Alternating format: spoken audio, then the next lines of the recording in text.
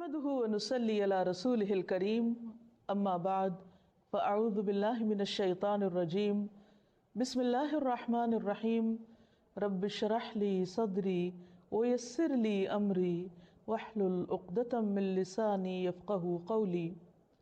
السلام علیکم ورحمۃ اللہ وبرکاتہ۔ ناظرین، پروگرام شہر رمضان کے ساتھ آپ کی خدمت میں حاضر ہوں۔ آج ہم توبہ اور استغفار کے بارے میں بات کریں گے۔ گزشتہ پروگرام میں ہم نے اخلاص پر بات کی، نیت کے صاف ہونے اور ہر کام کو صرف اور صرف اللہ کی خاطر کرنے کے بارے میں، کیونکہ اللہ سبحانہ و تعالیٰ اس کام کو قبول نہیں کرتا۔ وہ عمل اللہ کے نزدیک کوئی اہمیت نہیں رکھتا جو اللہ کے لیے نہ کیا گیا ہو۔ لیکن ہم انسان ہیں، ہم سے غلطیاں ہوتی ہیں، اور قدم کی پھسلن سے زیادہ بعض اوقات سوچ کی پھسلن ہوتی ہے۔ سوچ میں کس وقت کیا چیز شامل ہو گئی، بعض اوقات انسان خود بھی اس سے آگاہ نہیں ہوتا۔ اسی لیے اللہ سبحانہ وتعالیٰ نے ہم پر رمضان کے روزے فرض کیے تاکہ ہمارے اندر تقویٰ پیدا ہو۔ تقویٰ انسان کے اندر ایک کانشیسنس پیدا کرتا ہے، شعور پیدا کرتا ہے، اور جب انسان کے اندر شعور آ جاتا ہے تو اسے اپنے گناہوں کا احساس بھی ہونے لگتا ہے، اسے اپنی غلطیوں پر ندامت بھی ہوتی ہے۔ اور انسان تو ہے ہی خطا کا پتلا، بھول چوک اس کے ساتھ ہے، ہر لمحہ کچھ نہ کچھ ہوتا ہی رہتا ہے۔ ایسے میں انسان کیا کرے؟ کیا گناہوں کا بوجھ اپنے اوپر لادتا رہے اور اس بوجھ کے تلے دبا رہے، اور پھر اس بوجھ کی وجہ سے طرح طرح کے ڈپریشن اور غم اور دکھ کا شکار رہے؟ نہیں، اللہ رب العزت واسع المغفرہ ہے، غفور الرحیم ہے، وہ اپنے بندوں کے گناہوں کو معاف کرتا ہے۔ رمضان کا مہینہ اس اعتبار سے ایک بہترین موقع ہے کہ ہم سب اپنے رب کی طرف رجوع کریں، انفرادی طور پر بھی اور اجتماعی طور پر بھی، اور اپنے گناہوں کی معافی مانگیں۔ اللہ تعالیٰ کا وعدہ ہے کہ جو شخص سچے دل سے گناہوں کی معافی مانگے گا، اللہ تعالیٰ اس کو ضرور معاف کر دے گا، اور اللہ تعالیٰ کو معاف کرنے میں کچھ مشکل نہیں۔ قرآن مجید میں اللہ تعالیٰ فرماتے ہیں، قُلْ يَا عِبَادِيَ الَّذِينَ أَسْرَفُوا عَلَىٰ أَنفُسِهِمْ لَا تَقْنَطُوا مِن رَحْمَةِ اللَّهِ إِنَّ اللَّهَ يَغْفِرُ الذُّنُوبَ جَمِيعًا۔ آپ کہہ دیجئے کہ اے میرے بندو، جنہوں نے اپنی جانوں پر زیادتی کی ہے، جنہوں نے خود پر ظلم کیا ہے، لا تقنطوا من رحمت اللہ، اللہ کی رحمت سے مایوس نہ ہو جاؤ، بے شک اللہ سارے گناہ معاف کر سکتا ہے۔ اللہ تعالیٰ کے لیے کچھ بھی مشکل نہیں۔ ضرورت اس بات کی ہے کہ بندہ سچے دل کے ساتھ، پورے اخلاص کے ساتھ اللہ تعالیٰ کی طرف رجوع کرے۔ ویسے تو رمضان بذات خود گناہوں کے کفارہ کا ذریعہ ہے۔ حدیث میں آتا ہے، نبی صلی اللہ علیہ وسلم نے فرمایا، وَرَمَضَانُ إِلَى رَمَضَانَ مُكَفِّرَاتٌ مَا بَيْنَهُنَّ إِذَا اجْتُنِبَتِ الْكَبَائِرُ۔ ایک رمضان دوسرے رمضان تک اپنے درمیان ہونے والے گناہوں کو مٹا دیتا ہے جبکہ کبیرہ گناہوں سے اجتناب کیا جائے۔ اسی طرح جب انسان ایمان اور احتساب کے ساتھ روزہ رکھتا ہے، وہ بھی اس کے گناہوں کی بخشش کا ذریعہ بنتا ہے۔ راتوں کا قیام بھی بخشش کا ذریعہ بنتا ہے۔ لیکن اس کے ساتھ ساتھ انسان کو پورے شعور کے ساتھ، پورے احساس کے ساتھ خود اللہ کی طرف رجوع کرنا چاہیے اور اپنے گناہوں کی معافی مانگنی چاہیے، خصوصاً کبیرہ گناہ، ان کے لیے معافی مانگنا ضروری ہے۔ اللہ تعالیٰ سے توبہ کرنے کا ایک طریقہ بھی بتایا گیا، اور وہ یہ کہ انسان اپنے گناہوں پر نادم ہو، شرمندہ ہو، ان کا اعتراف کرے، ان کو مانے، اور پھر آئندہ نہ کرنے کا وعدہ کرے، اور پھر اپنی زندگی کی اصلاح کر لے۔ انسان کی انسانیت اسی میں ہے کہ وہ اللہ تعالیٰ کی طرف رجوع کر لے اور گناہوں کا اعتراف کرے۔ انسان اور شیطان میں یہی فرق ہے۔ شیطان نے جب انسان کو یعنی آدم علیہ السلام کو سجدہ کرنے سے انکار کیا، تو اس کے بعد جب اس سے پوچھا گیا کہ ما منعک اللہ تسجد اذ امرتک، اللہ تعالیٰ نے فرمایا کہ تمہیں کس چیز نے روکا تھا کہ تم سجدہ کرتے جبکہ میں نے تمہیں حکم دیا تھا؟ تو اس پر بجائے اس کے کہ وہ نادم ہوتا، اپنی غلطی کا اعتراف کرتا وہ اکڑ گیا اور اللہ سبحانہ وتعالیٰ کو بلیم کرنے لگا۔ اس کے برعکس آدم علیہ السلام سے جب خطا ہوئی اور وہ بھول کر جنت کا وہ پھل کھا بیٹھے جس کے کھانے سے ان کو روکا گیا تھا، تو جب انہیں اپنی اس بات کا احساس ہوا کہ انہوں نے درست نہیں کیا اور ان سے جنت کا لباس اتروا لیا گیا، تو وہ فوراً اپنے رب کی طرف پلٹے اور انہوں نے اعتراف کیا اور دعا کی، ربنا ظلمنا انفسنا وان لم تغفر لنا وترحمنا لنکونن من الخاسرین، کہ اے ہمارے رب، ہم نے اپنی جانوں پر ظلم کیا اور اگر تو نے ہمیں معاف نہ کیا اور ہم پر رحم نہ کیا تو ہم ضرور نقصان اٹھانے والے ہو جائیں گے۔ گویا انسان غلطی تو کرتا ہے، لیکن اگر وہ رب کی طرف پلٹتا نہیں اور رب اس پر رحمت نہیں فرماتا تو پھر انسان کا کوئی ٹھکانہ نہیں۔ روزے کی حالت میں انسان کو اپنے آپ کا جائزہ لینے کا موقع ملتا ہے، کیونکہ بہت سی مصروفیات اور مشغولیات سے، خصوصاً کھانے پینے کی مشغولیت سے فراغت پانے کے بعد جب روزے کی حالت میں، بھوک کی حالت میں اس کو اپنا محاسبہ اور اپنا جائزہ لینے کا موقع ملتا ہے تو اپنی چھوٹی بڑی بہت سی خطائیں، بہت سی غلطیاں یاد آنے لگتی ہیں۔ ایسے میں انسان کا کام یہ ہے کہ انسان اپنی ہر غلطی پر اللہ تعالیٰ سے توبہ کرے اور دن میں کثرت کے ساتھ استغفار کرتا رہے، اللہ سبحانہ وتعالیٰ کی طرف رجوع کرتا رہے، خاص طور پر روزے کی افطاری کے وقت اور پھر سحری کے وقت، کیونکہ سحری کا وقت توبہ استغفار کا وقت ہے۔ قرآن مجید میں اللہ تعالیٰ اپنے بندوں کی خصوصیت بیان کرتے ہیں، وَبِالْأَسْحَارِ هُمْ يَسْتَغْفِرُونَ، اور سحری کے وقت وہ استغفار کرتے ہیں۔ سحری کے وقت یا تو سحری کی تیاری ہو رہی ہوتی ہے یا پھر انسان اس وقت کچھ کھا پی رہا ہوتا ہے، لیکن کچھ نہ کچھ وقت، خواہ وہ کام کاج کے دوران ہی کیوں نہ ہو، ضرور ایسا نکالنا چاہیے کہ جس میں انسان شعوری طور پر اللہ تعالیٰ سے توبہ کرے، کیونکہ اللہ تعالیٰ اس وقت اپنے بندوں کی طرف خاص طور پر توجہ فرماتا ہے۔ حدیث میں آتا ہے، ينزل اللہ تعالی الى السماء الدنیا كل ليلة لنصف الليل الآخر او لثلث الليل الآخر فيقول من ذا الذي يدعوني فاستجيب له، من ذا الذي يسألني فأعطيه، من ذا الذي يستغفرني فأغفر له حتى يطلع الفجر۔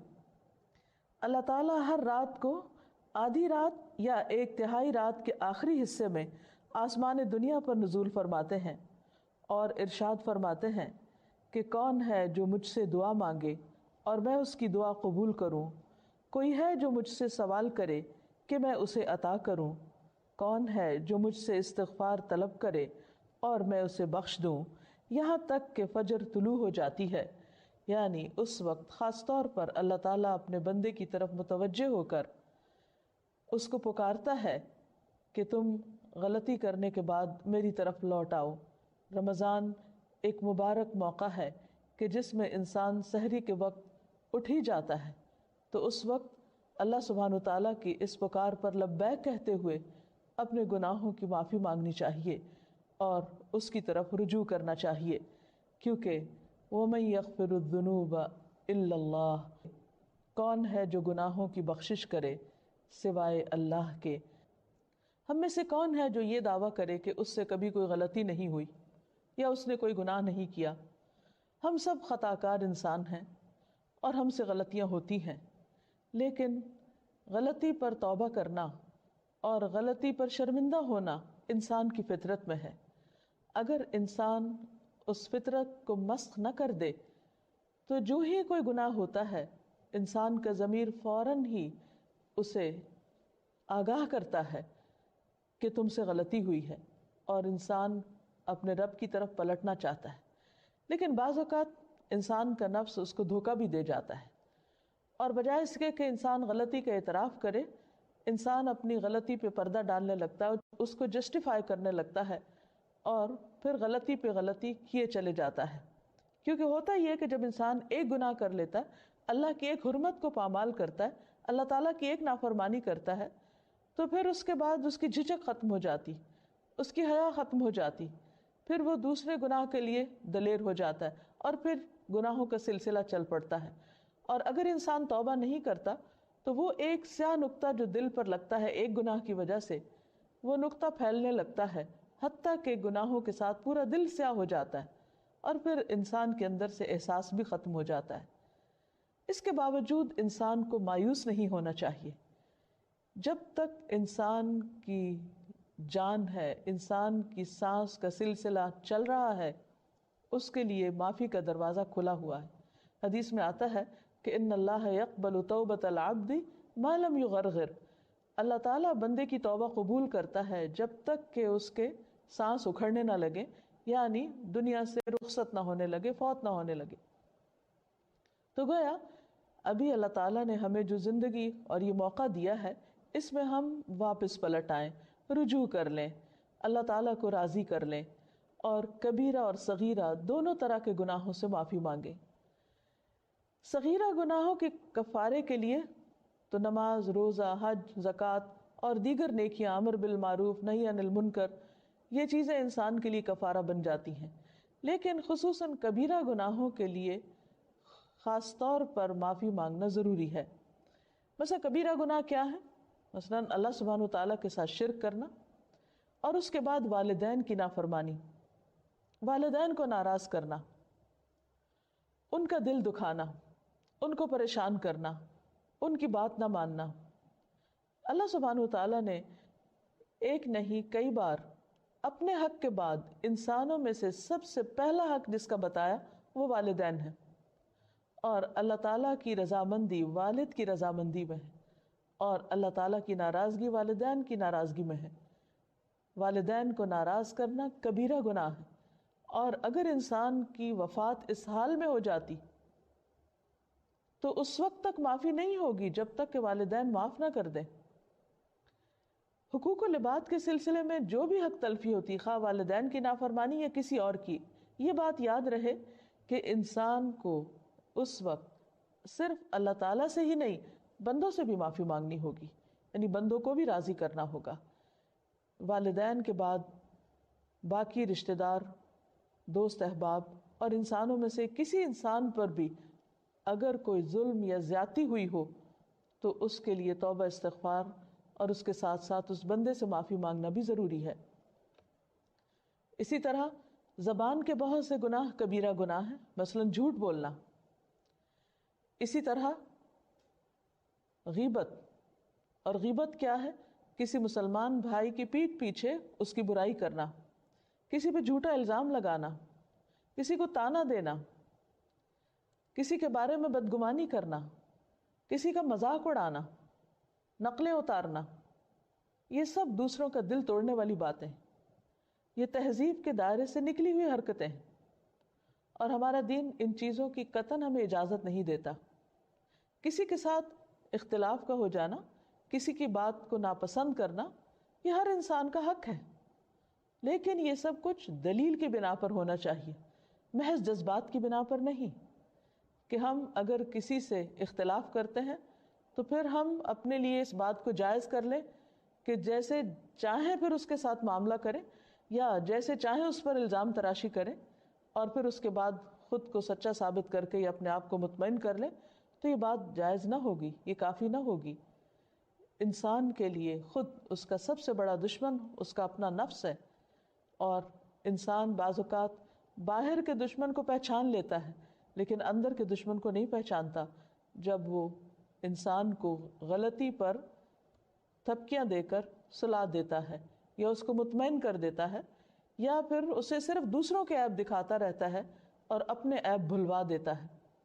اس لیے بہت ضروری ہے کہ ہم ان تمام گناہوں، خواہ وہ جسم سے تعلق رکھتے ہوں، خواہ وہ دل سے تعلق رکھتے ہوں، خواہ وہ زبان سے تعلق رکھتے ہوں، ان تمام گناہوں پر نمبر 1 شرمندگی کا اظہار کریں، نمبر 2 ان کا اعتراف کریں، نمبر 3 آئندہ نہ کرنے کا وعدہ کریں، اور نمبر 4 اللہ رب العزت سے دعا کریں کہ وہ ان گناہوں کو ڈھانپ دے، ان کو ہمارے نامہ اعمال سے مٹا دے، اور ہماری توبہ کی وجہ سے ان گناہوں کو بھی ہماری نیکیوں میں بدل دے، کیونکہ اللہ تعالیٰ کے لیے کچھ بھی مشکل نہیں. قرآن مجید میں آتا ہے وَهُوَ الَّذِي يَقْبَلُ التَّوْبَةَ عَنْ عِبَادِهِ، وہ اللہ ہی تو ہے جو بندوں سے توبہ قبول کرتا ہے اور اس کو پسند کرتا ہے کہ بندے اللہ کی طرف رجوع کریں۔ وَيَعْفُو عَنِ السَّيِّئَاتِ، اور وہ خطاؤں سے یعنی صغیرہ گناہوں سے درگزر کرتا ہے۔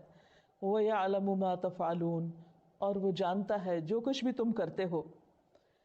یعنی ہمارا کوئی بھی عمل، خواہ وہ چھوٹا ہو یا بڑا، تنہائی میں کیا ہوا ہو یا سب کے سامنے، اللہ سے تو چھپا ہوا نہیں، پھر اس کے فرشتے لکھ بھی رہے ہیں۔ اس لیے بہت ضروری ہے کہ اللہ کے حضور حاضر ہونے سے پہلے ہی ہم اپنے ان گناہوں کو اپنے نامہ اعمال سے اپنے آنسوؤں کے ساتھ دھو ڈالیں اور عجز و انکساری کے ساتھ اللہ کے حضور جھکیں اور زبان سے بھی استغفار کرتے رہیں۔ اور اس کے لیے خاص طور پر استغفر اللہ، اللہم اغفر لی اور استغفار کی دیگر دعائیں پڑھنا بھی فائدہ مند ہے۔ اللہ تعالی ہمیں عمل کی توفیق عطا فرمائے۔